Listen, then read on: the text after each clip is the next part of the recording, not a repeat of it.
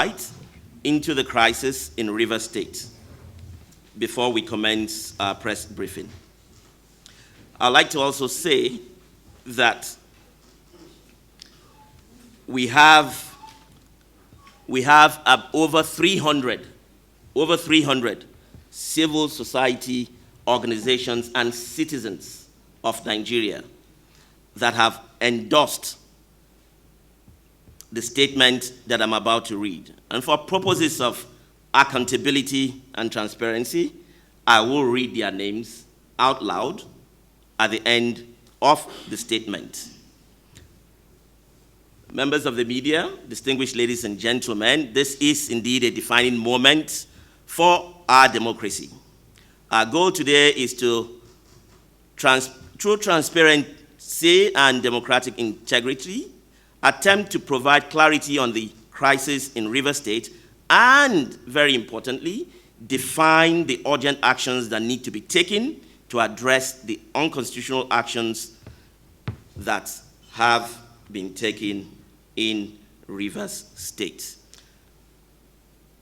I will now attend to our statement. Distinguished ladies and gentlemen, members of the media, fellow Nigerians, we unequivocally condemn President Bola Ahmed Tinubu's declaration of a state of emergency in Rivers State and the subsequent removal of the democratically elected governor, deputy governor, and members of the State House of Assembly for 6 months in the first instance, according to him. These actions constitute an executive coup against the people of Rivers State, a flagrant abuse of executive power, a violation of Nigeria's constitutional order, and an undermining of democracy. We agree that it is the prerogative of the President of Nigeria to declare a state of emergency and that the President can exercise the legal authority to make such a declaration under specific conditions as outlined in the Constitution. However, this power is not absolute. It is subject to legislative oversight and judicial review to prevent abuse, as has happened in this instance. Contrary to the Constitution, we have witnessed abuse of power, disregard of due process, and the violation of democratic principles with the President's imposition of a state of emergency and appointment of an unconstitutional administrator in Rivers State, and the National Assembly's complicity in ratifying unconstitutionality. This is clearly a travesty on the rule of law and contrary to the Constitution of the Federal Republic of Nigeria. We have noted that there are several constitutional violations, which include, but are not limited to, 1, abuse of presidential prerogative, Section 305 of the 1999 Constitution. While the President has the legal authority to declare a state of emergency under Section 305 of the 1999 Constitution as amended, this power is not a blank check for dictatorship. The sequence of events, including the pipeline explosions, which are now doubtful, and the impeachment proceedings against the governor, makes the call for a state of emergency suspicious. 2, unconstitutional and opaque actions of the National Assembly. Section 305(2) requires that any proclamation for a state of emergency be submitted to the National Assembly for approval within 2 days, or 10 days if the National Assembly is not in session, without which the emergency ceases to have effect. The Constitution requires 2/3 of each chamber of the National Assembly to ratify the order. This means 73 out of 109 senators and 240 out of 360 members of the House of Representatives. Yesterday, the House of Representatives approved the state of emergency by voice vote. by voice vote. While a member raised a point of order from the floor, he was silenced. In the Senate, they had a closed-door executive session. How can citizens ensure the provisions of the constitutions were followed? The presidency made matters worse by applauding the clear desecration of the Nigerian constitution. The judiciary must immediately strike down this blatant violation of Nigeria's constitutional democracy.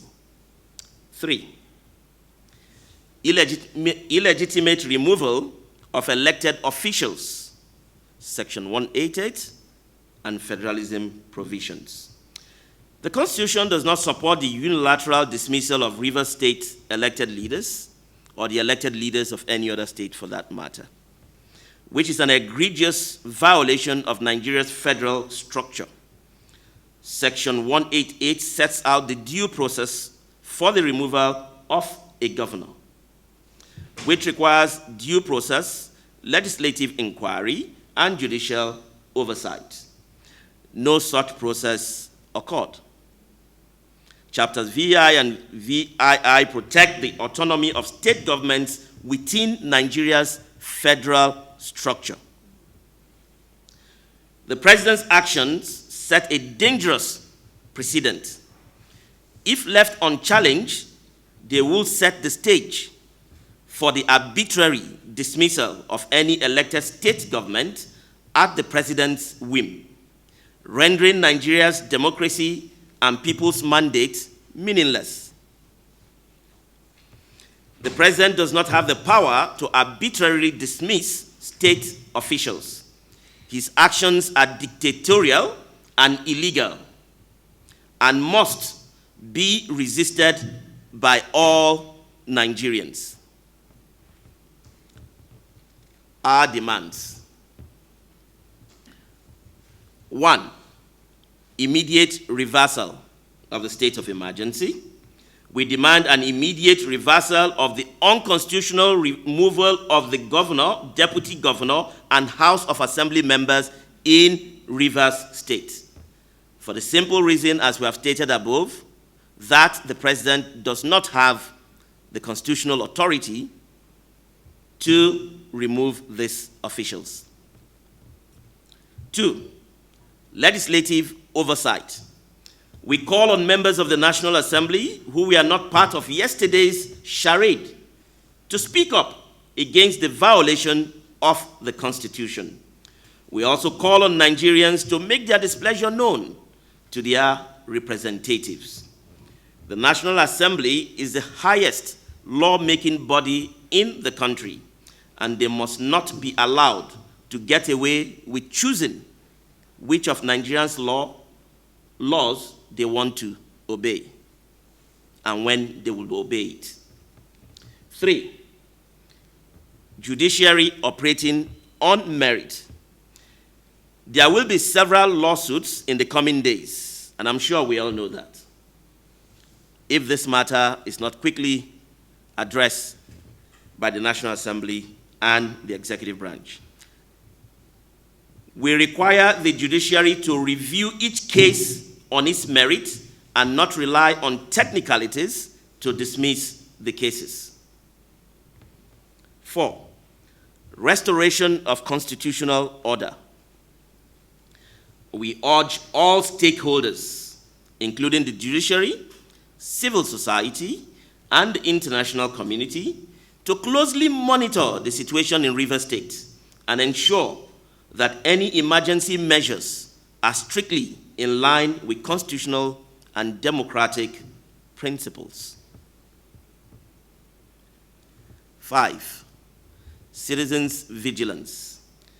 We urge Nigerians to leverage available channels to demand a reversal of the state of emergency in Rivers State and push for a functional democracy. Nigerians must not stay silent. We urge citizens to write to their representatives, mobilize within their communities, and demand action through peaceful protests and other lawful means. History has shown that when unconstitutional acts like this go unchallenged, they become the norm. If Rivers is silenced today, no state is safe tomorrow.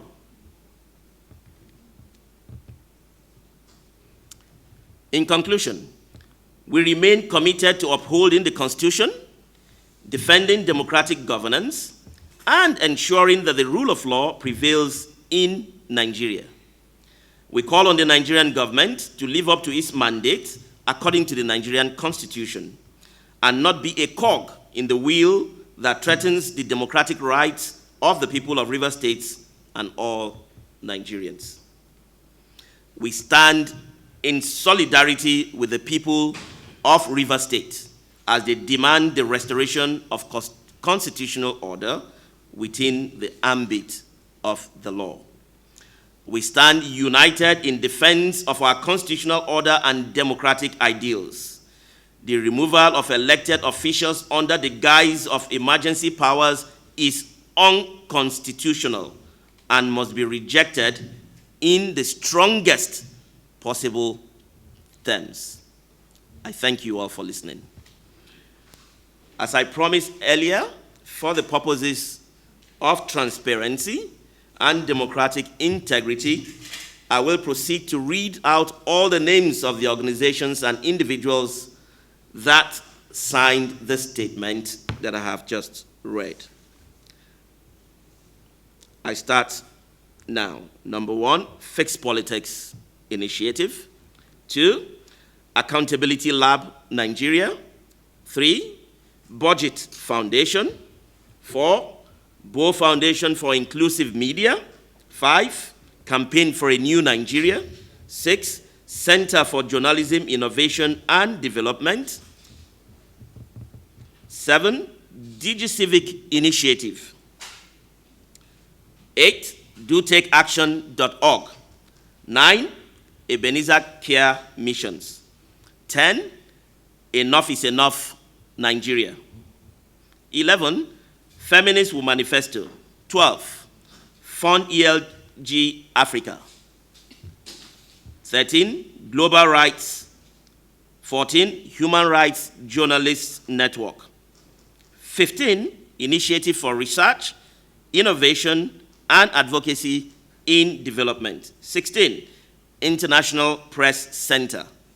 17, Lawyers Network Against Corruption. 18, Lex Initiative for Rights Advocacy and Development. Is this? 19, Mandate4.org. 20, Media Rights Agenda. 21, Mothers United and Mobilize. 22, Policy Alert. 23, Progressive Abia Youth. 24, Cesar Empowerment Foundation. 25, TAF Africa. 26, TEM Foundation. 27, the Electoral Hub. 28, the Rule of Law and Empowerment Initiative. 29, Upline Center for Development. 30, WARDC Africa.